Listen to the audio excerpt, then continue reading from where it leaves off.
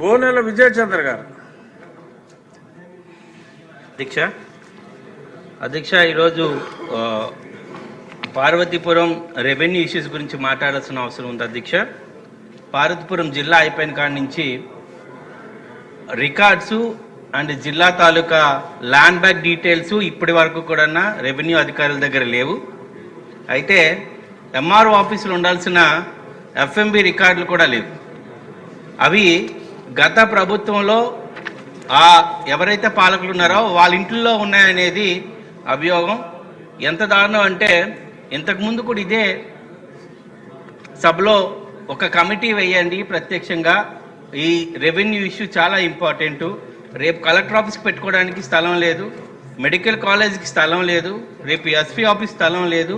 అలాంటి పరిస్థితుల్లో పార్వతీపురం ఉంది అధ్యక్ష. మేజర్గా దేవుని బంద, అది పెద్ద చెరువు, అందులో ఒక కన్స్ట్రక్షన్ జరుగుతుంది. రెవెన్యూ డిపార్ట్మెంట్ మేము వెళ్తే చుట్టుపక్కల అందరికీ తెలుసు చెరువు అని, రికార్డ్స్ ప్రకారం జిరాయితీని చూపించడం జరుగుతుంది. అలాగే బిల్లబంద, అది కూడా పెద్ద చెరువు, పూర్వం నుంచి ఉన్నది, దాన్ని కూడా రికార్డ్స్ ప్రకారం జిరాయితీ కింద మార్చారు. లంకెల చెరువు, అలాగే నెల్లి చెరువు, ఇవి టౌన్ మధ్య భాగంలో ఉండే చెరువుల్ని జిరాయితీగా మార్చారు. అందరికీ తెలుసు ఇవి పెద్ద చెరువులని, ట్యాంక్స్ అని.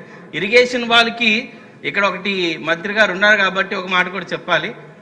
ఇరిగేషన్ డిపార్ట్మెంటు బాధ్యత రహితంగా ఉంటుంది, వాళ్ళకున్న అసెట్స్ని వాళ్ళు కాపాడుకోలేకపోతున్నారు.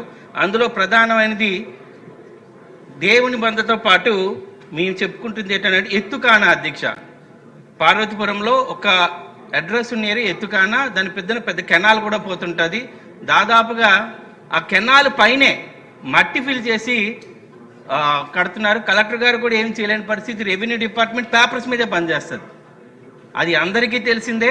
అది ఒక ప్రవాహంగా పారే దానికోసం ₹1,00,00,000 ఆ ఒక కెనాల్ కూడా బాగు చేసుకోవడం జరిగింది. దౌర్భాగ్యం ఏంటంటే ఆ కెనాల్ పక్కనే ఇప్పుడు పెద్ద కన్స్ట్రక్షన్ జరుగుతుంది.